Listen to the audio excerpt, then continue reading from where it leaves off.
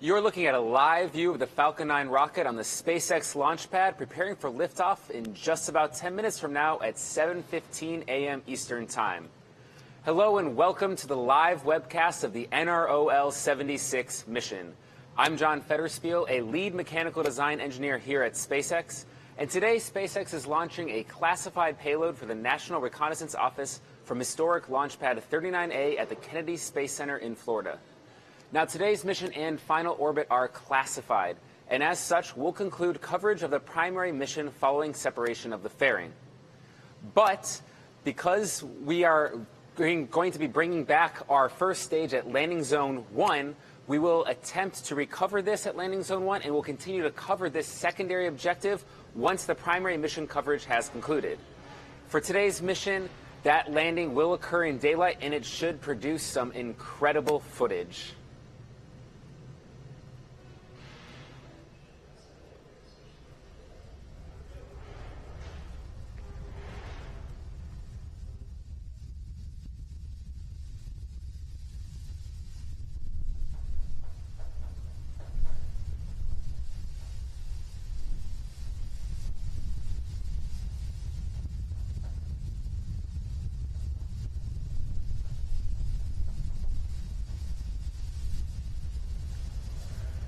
Now, the Falcon 9 is vertical right now at Launch Complex 39A. This is the same launch pad that the Saturn V took off from for the Apollo program, as well as many space shuttle launches. In fact, you still see some of the structures surrounding the Falcon 9 rocket from the space shuttle days. We first leased that pad a few years ago, and since then, we've started launching from that pad at the beginning of this year. As you can see, the Falcon 9 launch vehicle is erect, vertical right now. It was rolled out of the hangar a few hours ago, and that vehicle stands over 200 feet tall. It's roughly 12 meters in diameter, about 36 feet. This Falcon 9 launch vehicle itself, it's a two-stage rocket. There's a first stage at the bottom, joined by an interstage, a composite interstage, followed by a second stage made of aluminum. And then on top is the payload fairing. That's where the payload for today's mission is encapsulated. You're seeing some white smoke coming off the side of the vehicle. That's not actually smoke, but that's the liquid oxygen bleeding off.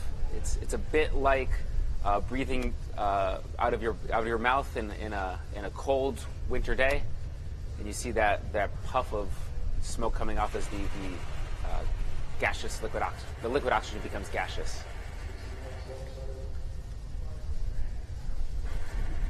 Now at liftoff, the thrust of that Falcon 9 is roughly equivalent to about 5 747s taking off. When all 9 of those Merlin engines fire, it's capable of putting out over 1.7 million pounds of thrust.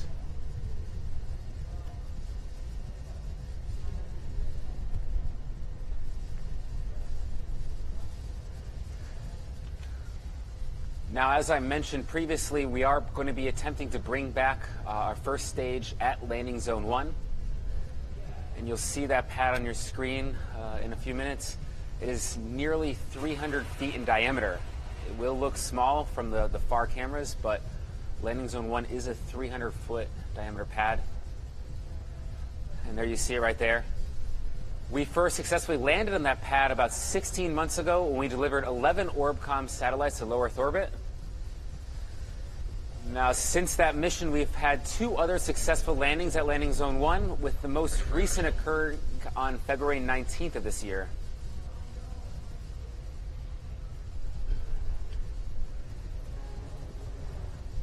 And as we mentioned previously, today's mission is classified, and as such, we're going to conclude coverage of the primary mission following separation of the fairing, but we will continue to cover the land landing attempt, our secondary objective for today's mission.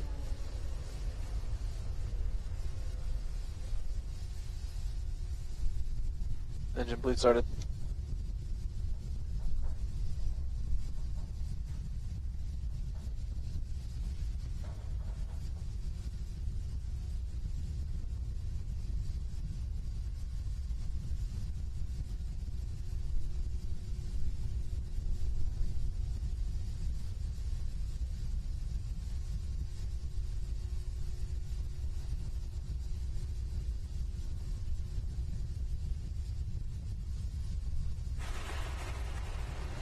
We have a little over 6 minutes left in today's count. The good news right now is all systems are go for an on-time launch from Kennedy Space Center in Cape Canaveral, Florida.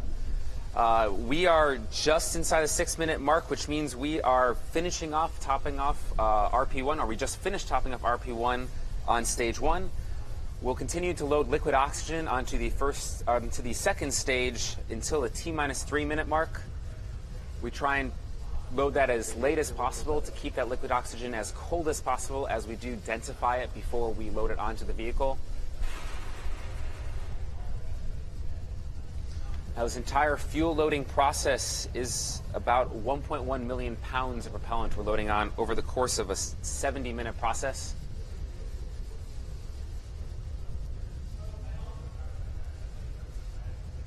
We also have been given the go from the range for today's mission. Kennedy Space Center and Cape Canaveral Air Force Station are tracking no issues. And we are looking at no issues from weather to report. Now, this is a 2-hour launch window. If any issues do come up in today's count, we would have the opportunity to recycle and target a launch towards the end of the window. We also, if anything did come up, we do have a backup launch opportunity tomorrow at the same time. But for now, all systems continue to be go at Cape Canaveral and Kennedy Space Center.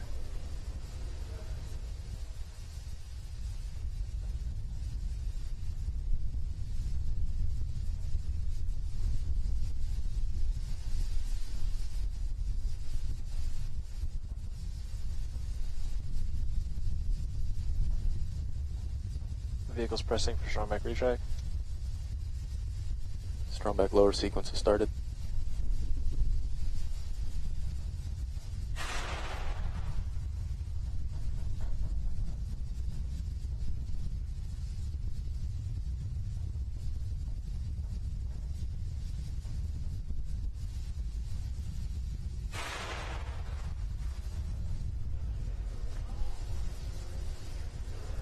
Now, in case you missed it, about a month ago, SpaceX added to the incredible history of Pad 39A with our launch of the SES-10 satellite to geostationary transfer orbit.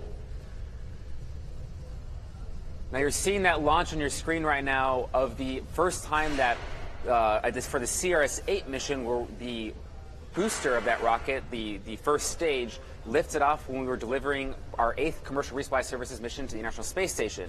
We brought that booster back, performed a bunch of inspections, and we then launched it with the SES-10 satellite. That's the launch you're seeing right now on your screen, and successfully delivered the SES-10 to that geostationary transfer orbit, and again landed it back on Earth on our drone ship, Of Course I Still Love You.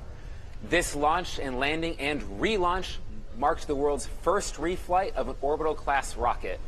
And it was a very exciting day for all of us at SpaceX and certainly everybody in the aerospace industry. T-minus 3 minutes. Now we're just 3 minutes left in today's count. GNC, verify stage 2 TVC motion nominal. You heard about a minute ago the vehicle pressed up for strongback retract. Stage 2 TVC motion acknowledged. The forward arms of the strongback opened and the strongback retracted back a degree and a half.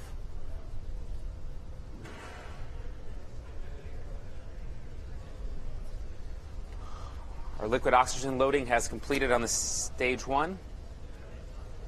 They performed the final TVC checks on the Merlin engines. Complete. Strongback at 88.5 degrees. And the strongback has fully retracted to its resting state before liftoff. That strongback will retract fully at the moment of liftoff.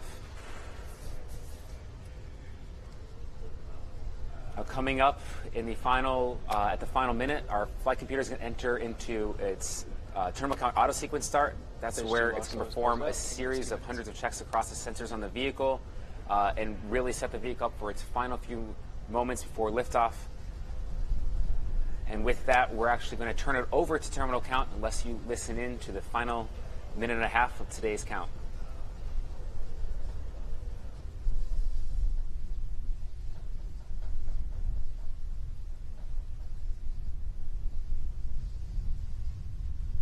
Vehicles in self-line. Yeah, close out started.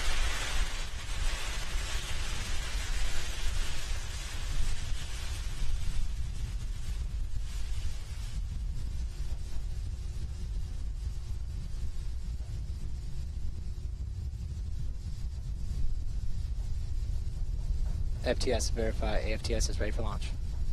AFTS is ready for launch.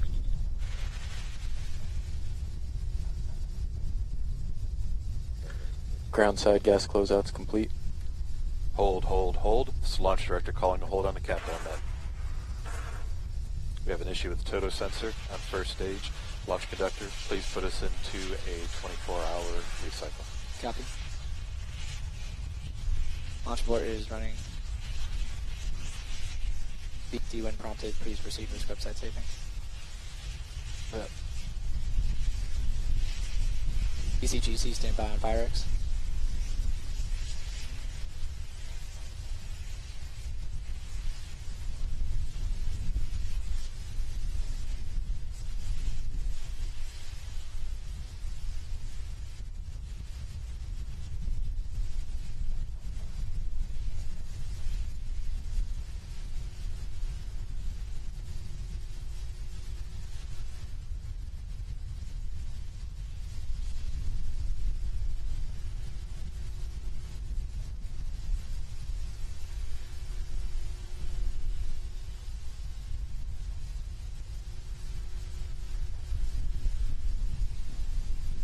And LC starting scrub side safing.